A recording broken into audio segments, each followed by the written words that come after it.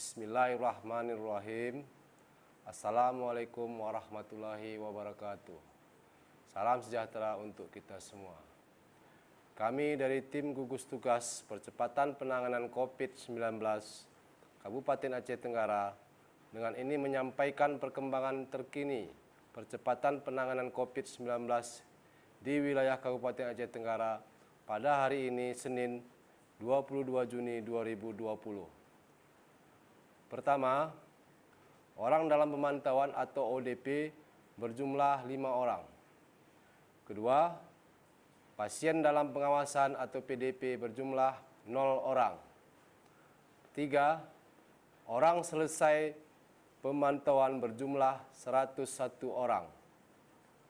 Selanjutnya kami sampaikan jumlah orang yang masuk dari pos pemeriksaan perbatasan Lawe Pakam yang berbatasan dengan Kabupaten Karo, Provinsi Sumatera Utara dari tanggal 21 Juni 2020 pukul 08.00 WIB sampai dengan 22 Juni 2020 pukul 08.00 WIB berjumlah 238 orang.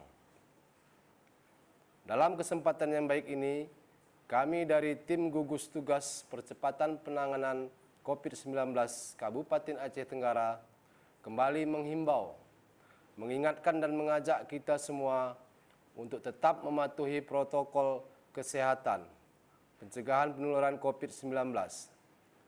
Terapkan perilaku hidup bersih dan sehat, jaga jarak fisik antara satu dengan yang lain, hindari tempat keramaian atau kerumunan orang, atau yang sering kita sebut dengan physical distancing dan social distancing. Tetaplah memakai masker dengan baik dan benar. Mari jadikan protokol kesehatan, perilaku hidup bersih dan sehat, memakai masker, physical distancing dan social distancing menjadi kebutuhan hidup kita semua. Demikianlah yang dapat kami sampaikan. Terima kasih atas segala perhatian dan mohon maaf atas segala kekurangan.